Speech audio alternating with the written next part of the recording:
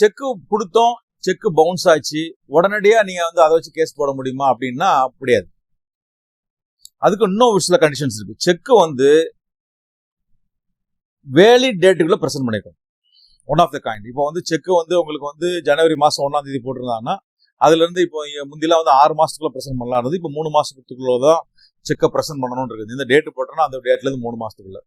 இப்போ அந்த 3 மாசத்துக்குள்ள செக்கை பிரசன்ட் பண்ணா மட்டும்தான் அந்த கேஸ் மேட் அவுட் ஆகும். ஸோ ஜனவரி 1ஆம் தேதி கொடுத்ததை வந்து நீங்க மே மாசம் 1ஆம் தேதி செக்கை பிரசன்ட் பண்ணி பவுன்ஸ் ஆயிடுச்சு அப்படின்னு சொல்லி நீங்க கேஸ் போட முடியுமான்னா முடியாது. சரி, செக்கை கரெக்ட் டைம் போட்டுட்டீங்க, அதோட வேலை முடிஞ்சானா இல்ல. செக்கு பவுன்ஸ் ஆன உடனே அவங்களுக்கு ஒரு அக்யூஸ்டுக்கு, அதாவது யார் உங்களுக்கு செக் கொடுத்தாங்களோ அவங்களுக்கு ஒரு நோட்டீஸ் அனுப்பணும். எப்பா, நீ இந்த மாதிரி செக் எனக்கு வந்து தர வேண்டிய பணத்துக்காக இவ்வளவு செக் கொடுத்த, அதை நான் என் பேங்க்ல பிரசன்ட் பண்ணேன், அது போதிய பணம் இல்லைன்னு திரும்பி வந்துச்சு, அதுக்குள்ள பணத்தை நீ கொடு, 15 நாளுக்குள்ள கொடு அப்படின்னு சொல்லி ஒரு நோட்டீஸ் அனுப்பணும். அந்த நோட்டீஸ் இட்ஸ் மஸ்ட். அந்த நோட்டீஸ் அனுப்பாம நீங்க போய் கோர்ட்ல கேஸ் போட முடியுமான்னா போட முடியாது. ஏன்னா அந்த அஃபென்ஸ் வந்து எப்போ கம்ப்ளீட் ஆகுதுன்னா இந்த செக்ஷன்ல ஒவ்வொரு விஷயங்களா சொல்றாங்க இல்லையா, அந்த ஒவ்வொரு விஷயங்களும் கம்ப்ளீட் ஆனா மட்டும்தான் 138 அஃபென்ஸ்ல வந்து செக் பவுன்சிங் கேஸ்ல செக் அஃபென்ஸா வரும். அந்த வகையில பாத்தீங்கன்னா ஒரு நோட்டீஸ் இஷ்யூ பண்ணணும். நோட்டீஸ்ல இந்த மாதிரி சொல்லணும், எனக்கு வந்து நீங்க கொடுத்த உங்க செக்கை பிரசன்ட் பண்ணாங்க, அமௌண்ட்ஸ் ரிட்டர்ன் ஆயிடுச்சு உங்க அக்கௌண்ட்ல, அதுக்கு உண்டான பணத்தை இன்னும் 15 நாள்ல கொடுத்துருங்க, கொடுக்கலன்னா I will file cheque bouncing case அப்படின்னு சொல்லலாம். இந்த நோட்டீஸ் எப்படி இஷ்யூ பண்ணணும்? ஒரு வக்கீல் மூலியமா இஷ்யூ பண்றாங்க, வக்கீல் மூலியமா இஷ்யூ பண்ணலாம். இல்ல நீங்களே உங்க லெட்டர் பேட்ல ஒரு நோட்டீஸ் உங்க ஃப்ரம் போட்டு 2 போட்டு ஒரு ரிஜிஸ்டர் போஸ்ட்ல அனுப்பணும். அது முக்கியமா பண்ணுங்க, அது வந்து ஒரு ரிஜிஸ்டர் போஸ்ட் வித் ஏடியில் அனுப்பணும். சும்மா சாதாரண தபால் அனுப்புனா அது பத்தாது. ஏன் கேக்குறாங்கன்னா, இப்ப நோட்டீஸ் அனுப்பிச்சா மட்டும் உடனே கேஸ் போட முடியுமான்னா அதுவும் கிடையாது. நோட்டீஸ் அனுப்பிச்சு அவன் அந்த அதர் சைடு வந்து ரிசீவ் பண்ணிருக்கணும். இப்போ நம்ம ஒரு நோட்டீஸ் அவன் அனுப்புறோம், ஏதாவது அவன் அட்ரஸ் உண்டு, அவன் அட்ரஸ் சென்னையில இருக்கு, நீங்க ஒரு அட்ரஸ் மதுரைக்கு அனுப்புறீங்க, அந்த நோட்டீஸ் திரும்பி வருதுன்னா அதை வச்சு கேஸ் போட முடியுமா? கேஸ் போட முடியாது. அவன் எந்த கரெக்டான அட்ரஸ் இருக்கோ அந்த அட்ரஸுக்கு அவன் போகணும், அதை அவன் ரிசீவ் பண்ணணும். ரிசீவ் பண்ணிட்டு அவனுக்கு அதுல இருந்து ஒரு 15 டேஸ் டைம். செக்கு கொடுத்தோம், செக்கு பவுன்ஸ் ஆச்சு, உடனடியா நீங்க வந்து அதை வச்சு கேஸ் போட முடியுமா அப்படின்னா முடியாது. அதுக்கு இன்னும் சில கண்டிஷன்ஸ் இருக்கு. செக்கு வந்து வேலிட் டேட்டுக்குள்ள பிரசன்ட் பண்ணிருக்கோம். One of the kind. இப்போ வந்து செக்கு வந்து உங்களுக்கு வந்து ஜனவரி மாசம் 1ஆம் தேதி போட்டிருந்தாங்கன்னா அதுல இருந்து இப்போ முந்திலாம் வந்து 6 மாசத்துக்குள்ள பிரசன்ட் பண்ணலாம் இருந்தது. இப்போ 3 மாசத்துக்குள்ளதான் செக்கை பிரசன்ட் பண்ணணும்னு இருக்குது. இந்த டேட் போட்டோம்னா அந்த டேட்ல இருந்து 3 மாசத்துக்குள்ள. இப்போ அந்த 3 மாசத்துக்குள்ள செக்கை பிரசன்ட் பண்ணா மட்டும்தான் அந்த கேஸ் மேட் அவுட் ஆகும். ஸோ ஜனவரி 1ஆம் தேதி கொடுத்ததை வந்து நீங்க மே மாசம் 1ஆம் தேதி செக்கை பிரசன்ட் பண்ணி பவுன்ஸ் ஆயிடுச்சு அப்படின்னு சொல்லி நீங்க கேஸ் போட முடியுமான்னா முடியாது. சரி, செக்கை கரெக்ட் டைம் போட்டுட்டீங்க, அதோட வேலை முடிஞ்சானா இல்ல. செக்கு பவுன்ஸ் ஆன உடனே அவங்களுக்கு ஒரு அக்யூஸ்டுக்கு, அதாவது யார் உங்களுக்கு செக் கொடுத்தாங்களோ அவங்களுக்கு ஒரு நோட்டீஸ் அனுப்பணும். எப்பா, நீ இந்த மாதிரி செக் எனக்கு வந்து தர வேண்டிய பணத்துக்காக இவ்வளவு செக் கொடுத்த, அதை நான் என் பேங்க்ல பிரசன்ட் பண்ணேன், அது போதிய பணம் இல்லைன்னு திரும்பி வந்துச்சு, அதுக்குள்ள பணத்தை நீ கொடு, 15 நாளுக்குள்ள கொடு அப்படின்னு சொல்லி ஒரு நோட்டீஸ் அனுப்பணும். அந்த நோட்டீஸ் இட்ஸ் மஸ்ட். அந்த நோட்டீஸ் அனுப்பாம நீங்க போய் கோர்ட்ல கேஸ் போட முடியுமான்னா போட முடியாது.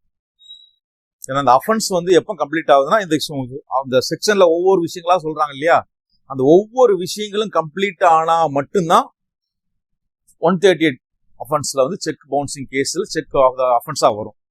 அந்த வகையில பாத்தீங்கன்னா ஒரு நோட்டீஸ் இஷ்யூ பண்ணணும். நோட்டீஸ்ல இந்த மாதிரி சொல்லணும், எனக்கு வந்து நீங்க கொடுத்த உங்க செக்கை பிரசன்ட் பண்ணாங்க, அமௌண்ட்ஸ் ரிட்டர்ன் ஆயிடுச்சு உங்க அக்கௌண்ட்ல, அதுக்கு உண்டான பணத்தை இன்னும் 15 நாள்ல கொடுத்துருங்க, கொடுக்கலன்னா I will file cheque bouncing case அப்படின்னு சொல்லலாம். இந்த நோட்டீஸ் எப்படி இஷ்யூ பண்ணணும்? ஒரு வக்கீல் மூலியமா இஷ்யூ பண்றாங்க, வக்கீல் மூலியமா இஷ்யூ பண்ணலாம். இல்ல நீங்களே உங்க லெட்டர் பேட்ல ஒரு நோட்டீஸ் உங்க ஃப்ரம் போட்டு 2 போட்டு ஒரு ரிஜிஸ்டர் போஸ்ட்ல அனுப்பணும். அது முக்கியமா பண்ணுங்க, அது வந்து ஒரு ரிஜிஸ்டர் போஸ்ட் வித் ஏடியில் அனுப்பணும். சும்மா சாதாரண தபால் அனுப்புனா அது பத்தாது. ஏன் கேக்குறாங்கன்னா, இப்ப நோட்டீஸ் அனுப்பிச்சா மட்டும் உடனே கேஸ் போட முடியுமான்னா அதுவும் கிடையாது. நோட்டீஸ் அனுப்பிச்சு அவன் அந்த அதர் சைடு வந்து ரிசீவ் பண்ணிருக்கணும். இப்போ நம்ம நோட்டீஸ் அவன் அனுப்புறோம், ஏதாவது அவன் அட்ரஸ் உண்டு, அவன் அட்ரஸ் சென்னையில இருக்கு, நீங்க ஒரு அட்ரஸ் மதுரைக்கு அனுப்புறீங்க, அந்த நோட்டீஸ் திரும்பி வருதுன்னா அதை வச்சு கேஸ் போட முடியுமா? கேஸ் போட முடியாது.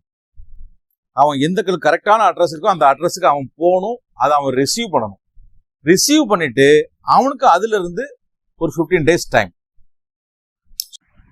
செக்கு கொடுத்தோம், செக்கு பவுன்ஸ் ஆச்சு, உடனடியா நீங்க வந்து அதை வச்சு கேஸ் போட முடியுமா அப்படின்னா முடியாது. அதுக்கு இன்னும் ஒரு சில கண்டிஷன்ஸ் இருக்கு. செக்கு வந்து வேலிட் டேட்டுக்குள்ள பிரசன்ட் பண்ணிருக்கோம். One of the kind. இப்போ வந்து செக்கு வந்து உங்களுக்கு வந்து ஜனவரி மாசம் 1ஆம் தேதி போட்டிருந்தாங்கன்னா அதுல இருந்து இப்போ முந்திலாம் வந்து 6 மாசத்துக்குள்ள பிரசன்ட் பண்ணலாம். இப்போ 3 மாசத்துக்குள்ளதான் செக்கை பிரசன்ட் பண்ணணும்னு இருக்குது. இந்த டேட் போட்டோம்னா அந்த டேட்ல இருந்து 3 மாசத்துக்குள்ள. இப்போ அந்த 3 மாசத்துக்குள்ள செக்கை பிரசன்ட் பண்ணா மட்டும்தான் அந்த கேஸ் மேட் அவுட் ஆகும். ஸோ ஜனவரி 1ஆம் தேதி கொடுத்ததை வந்து நீங்க மே மாசம் 1ஆம் தேதி செக்கை பிரசன்ட் பண்ணி பவுன்ஸ் ஆயிடுச்சு அப்படின்னு சொல்லி நீங்க கேஸ் போட முடியுமான்னா முடியாது. சரி, செக்கை கரெக்ட் டைம் போட்டுட்டீங்க, அதோட வேலை முடிஞ்சதுன்னா இல்ல, செக்கு பவுன்ஸ் ஆன உடனே அவங்களுக்கு ஒரு அக்யூஸ்டுக்கு, அதாவது யார் உங்களுக்கு செக் கொடுத்தாங்களோ அவங்களுக்கு ஒரு நோட்டீஸ் அனுப்பணும். எப்பா, நீ இது மாதிரி செக் எனக்கு வந்து தர வேண்டிய பணத்துக்காக இவ்வளவு செக் கொடுத்த, அதை நான் என் பேங்க்ல பிரசன்ட் பண்ணேன், அது போதிய பணம் இல்லைன்னு திரும்பி வந்துச்சு, அதுக்குள்ள பணத்தை நீ கொடு, 15 நாளுக்குள்ள கொடு அப்படின்னு சொல்லி ஒரு நோட்டீஸ் அனுப்பணும். அந்த நோட்டீஸ் இட்ஸ் அ மஸ்ட். அந்த நோட்டீஸ் அனுப்பாம நீங்க போய் கோர்ட்ல கேஸ் போட முடியுமான்னா போட முடியாது. ஏன்னா அந்த அஃபென்ஸ் வந்து எப்போ கம்ப்ளீட் ஆகுதுன்னா இந்த செக்ஷன்ல ஒவ்வொரு விஷயங்களா சொல்றாங்க இல்லையா, அந்த ஒவ்வொரு விஷயங்களும் கம்ப்ளீட் ஆனா மட்டும்தான் 138 அஃபென்ஸ்ல வந்து செக் பவுன்சிங் கேஸ்ல செக் அஃபென்ஸா வரும். அந்த வகையில பாத்தீங்கன்னா ஒரு நோட்டீஸ் இஷ்யூ பண்ணணும். நோட்டீஸ்ல இந்த மாதிரி சொல்லணும், எனக்கு வந்து நீங்க கொடுத்த உங்க செக்கை பிரசன்ட் பண்ணாங்க, அமௌண்ட்ஸ் ரிட்டர்ன் ஆயிடுச்சு உங்க அக்கௌண்ட்ல, அதுக்கு உண்டான பணத்தை இன்னும் 15 நாள்ல கொடுத்துருங்க, கொடுக்கலன்னா I will file cheque bouncing case அப்படின்னு சொல்லலாம். இந்த நோட்டீஸ் எப்படி இஷ்யூ பண்ணணும்? ஒரு வக்கீல் மூலியமா இஷ்யூ பண்றாங்க, வக்கீல் மூலியமா இஷ்யூ பண்ணலாம். இல்ல நீங்களே உங்க லெட்டர் பேட்ல ஒரு நோட்டீஸ் உங்க ஃப்ரம் போட்டு 2 போட்டு ஒரு ரிஜிஸ்டர் போஸ்ட்ல அனுப்பணும். அது முக்கியமா பண்ணுங்க, அது வந்து ஒரு ரிஜிஸ்டர்ட் போஸ்ட் வித் ஏடியில் அனுப்பணும். சும்மா சாதாரண தபால் அனுப்புனா அது பத்தாது. ஏன் கேக்குறாங்கன்னா, இப்ப நோட்டீஸ் அனுப்பிச்சா மட்டும் உடனே கேஸ் போட முடியுமான்னா அதுவும் கிடையாது. நோட்டீஸ் அனுப்பிச்சு அவன் அந்த அதர் சைடு வந்து ரிசீவ் பண்ணிருக்கணும். இப்போ நம்ம நோட்டீஸ் அவன் அனுப்புறோம், ஏதாவது அவன் அட்ரஸ் உண்டு, அவன் அட்ரஸ் சென்னையில இருக்கு, நீங்க ஒரு அட்ரஸ் மதுரைக்கு அனுப்புறீங்க, அந்த நோட்டீஸ் திரும்பி வருதுன்னா அதை வச்சு கேஸ் போட முடியுமா? கேஸ் போட முடியாது. அவன் எந்த கரெக்டான அட்ரஸ் இருக்கோ அந்த அட்ரஸுக்கு அவன் போகணும், அதை அவன் ரிசீவ் பண்ணணும். ரிசீவ் பண்ணிட்டு அவனுக்கு அதுல இருந்து ஒரு 15 days டைம். ஸோ வந்து நோட்டீஸ் நம்ம அனுப்புறோம், அனுப்புன உடனே அதை வந்து அந்த எதிராளி அந்த அக்யூஸ் யார் கொடுத்தாங்களோ அவங்க அந்த நோட்டீஸை பெற்றுக்கொண்டு அந்த பெற்றுக்கொண்ட தேதியில இருந்து ஒரு 15 நாளுக்குள்ள உங்களுக்குள்ள பணத்தை அவங்க அனுப்பி வைக்கணும். சோ சப்போஸ் அவங்க பெற்றுக்கொண்டு 15 நாளுக்குள்ள உங்களுக்குள்ள பணத்தை அனுப்பி வச்சுட்டாங்க அப்படின்னு சொன்னா கேஸ் போட முடியுமான்னா கேஸ் போட முடியும். ஏன்னா வந்து அது அஃபென்ஸ் வந்து அதோட அடுத்த எலமெண்ட் என்னன்னா நோட்டீஸ் அனுப்பணும்.